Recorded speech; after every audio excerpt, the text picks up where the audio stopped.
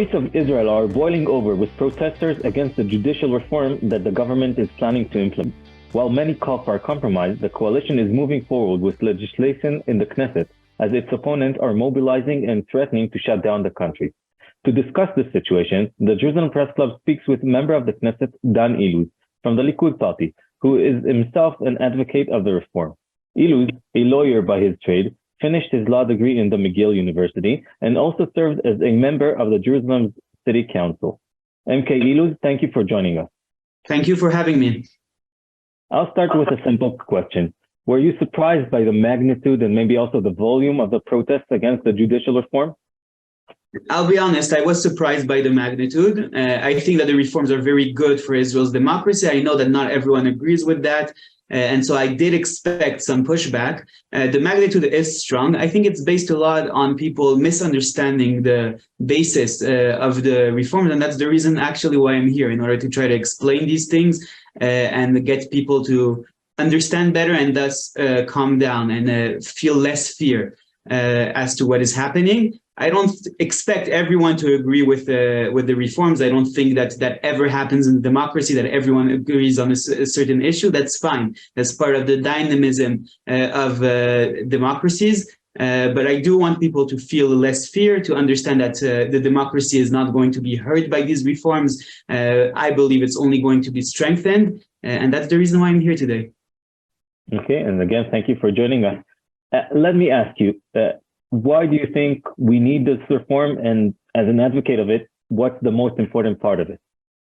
So since the 1990s, Israel has been in a trend of more and more power to the courts, to the judicial branch, at the expense of the legislative branch and the executive branch. Now, we know that everywhere in the world, there are arguments about how strong the judges should be, how active they should be. In Israel, it's quite unique because the judicial branch is actually nominated in a very unique way to Israel by a professional committee, which nominates the courts, where politicians do have a say, but they have a minority say.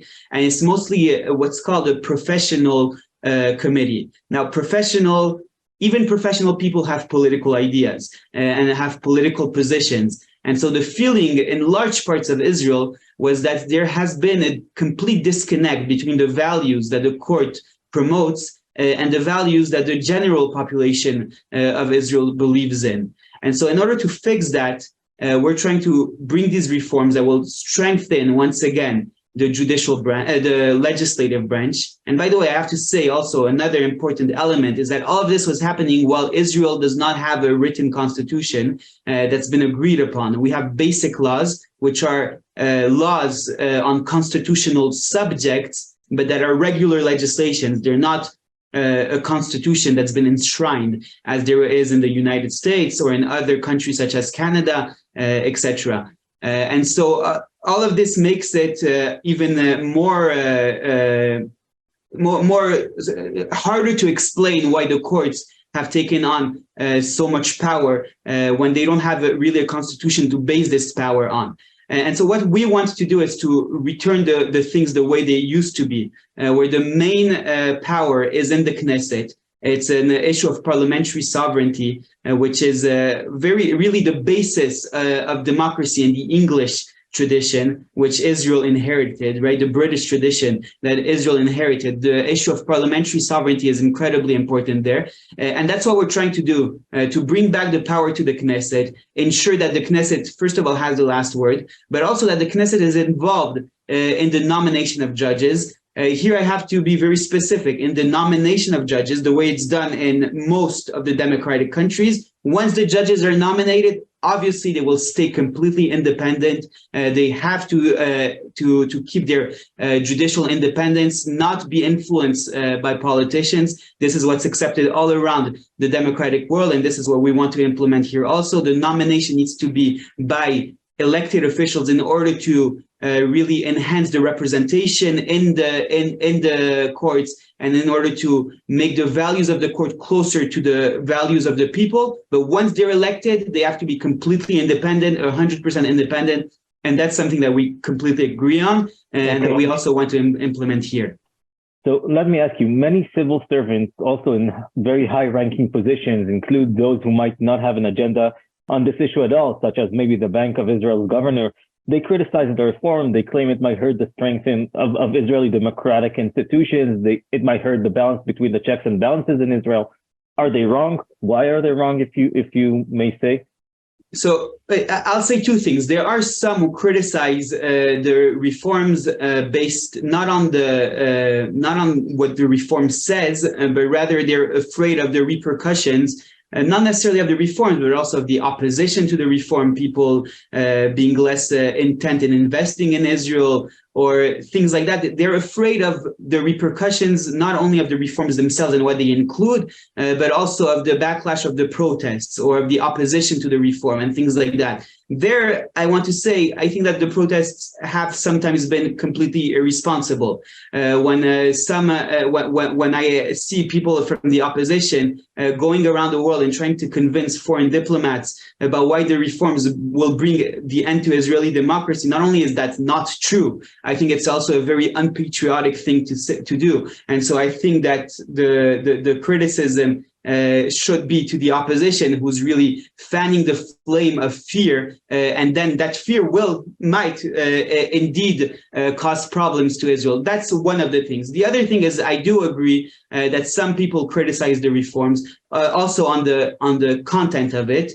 I personally like to quote Erwin Kotler, who's a mentor for me. He was my law professor in Canada, and he opposes the reforms. I disagree with him on that. But what I like, he wrote a piece in the Globe and Mail, the leading Canadian newspaper, or one of the leading Canadian newspapers.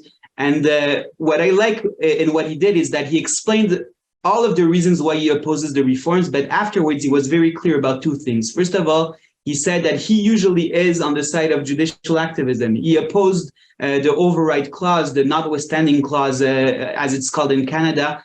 Also in Canada, it exists in Canada. He opposes it there, and he opposes it in Israel. He's someone who opposes usually the judicial restraint. But the second thing, which is even more important, is that he made it clear that even if he disagrees with the reforms are not an end to the Israeli democracy. In no way is that true. The reforms, you can support them, you can oppose them. It's an argument that exists in most democratic countries. How activist should the judges be? Should they be restrained or activists? However, in the end, even after the reforms will pass, Israel will still be a dynamic democracy, and it's going to be a very democratic state the way it has been since its creation. That won't change. Yes, but many people also say that when advocates of this whole reform are asked about the possibility of giving the coalition, the Knesset, absolute power, too much power, and how will they defend human rights at the same time? And they answer that they need to be, trusted, and that they won't do like things that might hurt human rights as they didn't do in the past. But the opponents are saying, how could we trust you as you now, pass this legislation even without talking to us? I don't. First of all, I don't think it's about trust. I'll give you an example. The main question, I think, which bothers people, and to me, it's the most important question, but the protests are the most opposed to this question, is the question of nominating judges. So as I said, not only is the question of nominating judges a question that we see in all other democratic countries where the elected officials are the one nominating judges. I just want to take this example in order to see why the fears are sometimes unfounded. Some people fear that if we change the way of nominating judges and we give a lot of power to the coalition in order to do so, then we'll have only members of the Likud in the courts. However, that's not true, because first of all, the coalition changes and judges are nominated not always in one government. They are never nominated only in one government. They're nominated when one person retires, the other person gets nominated. And so it happens as a process along the time. And this happens when we have a different coalition. Once it's a right-wing coalition, the next time it can be like the previous coalition we had, which was a diverse coalition with very strong left-wing elements. It might be a coalition where the ultra-Orthodox are in the coalition. It might be a coalition where they're outside of the coalition. And so it will always be a different type of coalition that will nominate those judges. We won't have a uniform court, we'll have a court where along the line, along the way, different people have nominated judges. The way it happens, again, everywhere in the world. That's the way in the democratic world. That's the way it's done in Canada. That's the way it's done in the United States. It's done in most of Europe, etc. And so it's something that when you tell people the coalition will be able to nominate judges, they usually think only of the current coalition. But that's not what we're saying. We're not talking about the current coalition will nominate all the judges on the Supreme Court. We're saying whoever is in the coalition will nominate the specific judge replacing the judge that retired at that time. And so at the end, we'll have a very balanced court. We won't have a court that represents only the current coalition. Okay, you are a member of the Likud, and we want to ask you, as the governing party, why won't the Likud accept the many calls, including from right-wing parts of society, to adopt a compromise that will still see many parts of the reform pass and improve, by your definition, the current situation? And at the same time, why won't you stop the proceedings in the Knesset until we reach such a compromise? So I actually think you asked two very different questions, because the first question, I think, is not, to be honest, not accurate. The Likud has been calling for a compromise ever since we started. And to be honest, on a political level, this is something which is actually weird, because usually the government party is not the one asking for compromise. The governing party has the majority, and it can basically pass what it wants with the majority. However, we care about the unity of Israel. We care about the fears even of the people in the opposition. And so we do want a compromise. And we've been calling for a compromise ever since the beginning of the legal process, the legislative process. And we actually came out in support of the efforts of the president. We're not sure we'll support what he presents in the end, because we don't know what it is. I can't support or oppose something without knowing what it is. But the very efforts that he's doing in order to try and lead to a compromise is something we support. And we called on opposition parties, come sit with us immediately. We're still saying it immediately. We can right now sit down and talk and try to get to a compromise. Unfortunately, we've been completely ignored. And the opposition has been saying over and over again that it would not sit with us until we stop the legislation. Now, that gets to your second question. Why shouldn't we stop the legislation? And I have to say that I don't think that this is a fair demand. Legislation is a process. It's a long process. We've been talking about these reforms for the past month, basically, and we're still going on, more than a month, and we're still going on because we have this process. The time that legislation happens is actually the best time to have discussions, to try to get to a compromise. And that usually happens, by the way, in the committees in the Knesset. I think that's actually the ideal way that this should happen. But even if that ideal way is not good for the opposition, we've been open to have discussions in other forums and try to have it behind closed doors or publicly, or however they want to do it. To be honest, we've called on it. We're not willing to stop the legislation because to us, it's just a way for them to try and get us to stop the reforms as they start negotiating with us without any real intention of getting to a solution. If they want to get to a solution, we're open. We can do it while the legislation is going on. It's a long process. There still is enough time where towards the end of the process, because they've been saying no for so long, but we still have enough time. It can happen even today. All they need to do is to agree to sit and talk, and we still hope that it will happen. Again, as a coalition, we don't have any interest in saying that. We can pass the reforms that we believe in as they are. But in order to protect the unity of Israel and the people of Israel, we're willing to get to a compromise. All they need to do is come and sit and talk to us. Interesting. Now, when you imagine such a compromise, how would it look? Like, what parts that exist today in the reform won't be in such a compromise? So again, you're asking for me to give the end of a negotiation before we even negotiate it. I will tell you that that's the other side of the coin of what we spoke about in your last question, that there's been things that have been included in the legislation along the process, even without us talking to anyone. So we can call them one-sided compromises. For example, the fact that judicial review can happen not with a majority, not with a unanimous calling of 15 judges, the way Simcha Rotman wanted, but 12 out of 15 judges also. That's a type of compromise that happened one-sidedly, and that we incorporated even though there wasn't anyone to talk to. When it comes to the reasonableness clause, just to explain to the viewers, the fact that the courts can cancel an act of government because it sees it as unreasonable. So initially in our proposal, that would be completely canceled because reasonableness is something very subjective, and we don't want the courts to decide what's reasonable or not reasonable. I think that if I do something and believe that it's reasonable, then that should be good enough. The courts shouldn't be the ones deciding it. So we're agreeing right now, and we've said it publicly, again, as a one-sided compromise, that reasonable clause will still be affecting the government, but not the elected officials in government. In other words, it will be for CEOs and for civil servants, etc., not elected officials, because elected officials should be responding only to the people who elected them as to whether what they're doing is reasonable or not, and not to courts, again, when such a thing is so subjective. And even on the nomination of judges, we've seen that Yariv Levin has agreed to the idea of compromising on this. I cannot say exactly what the compromise would look like. Obviously, again, as I said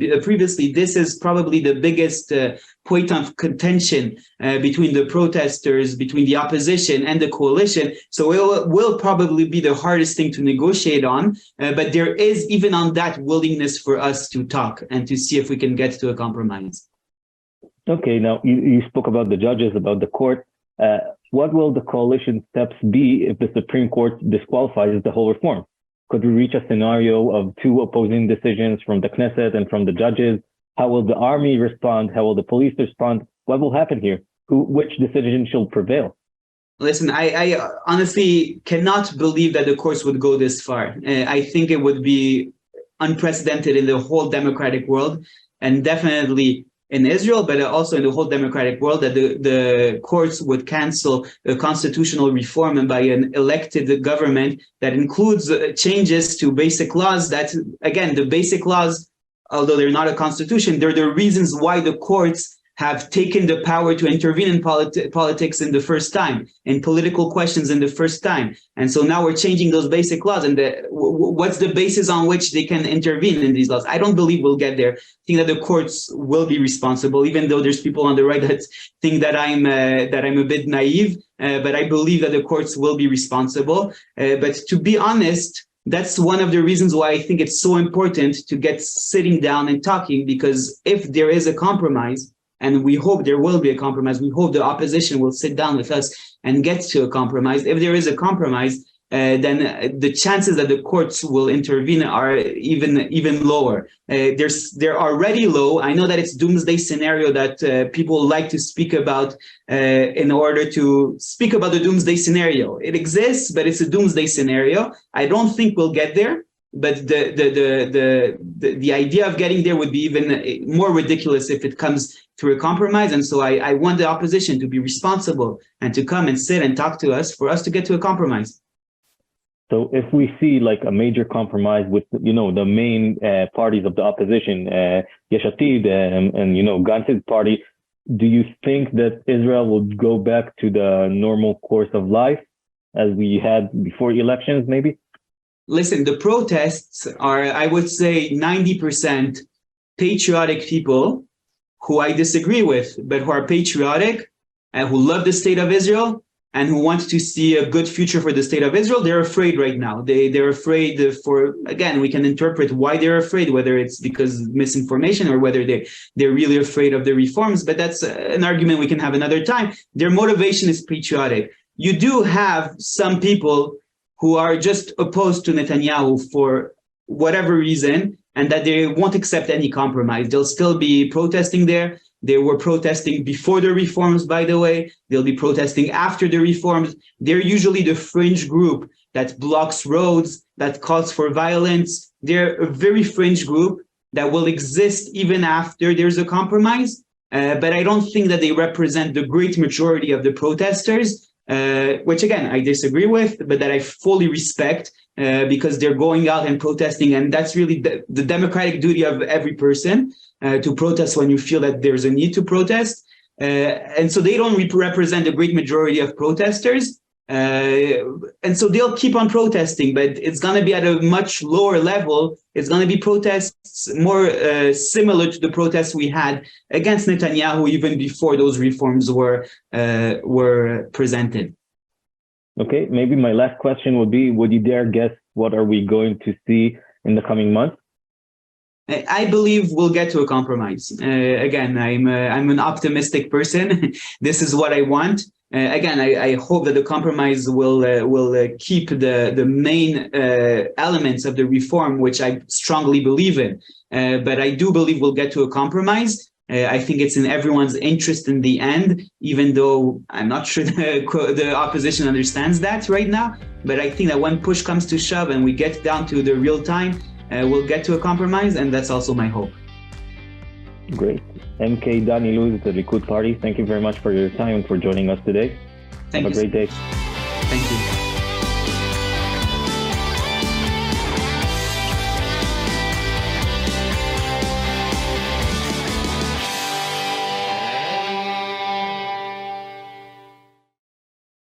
We would be pleased to send a complimentary DVD of this program to anyone who wishes to support JBS with a tax-deductible gift of $36, double chai or more.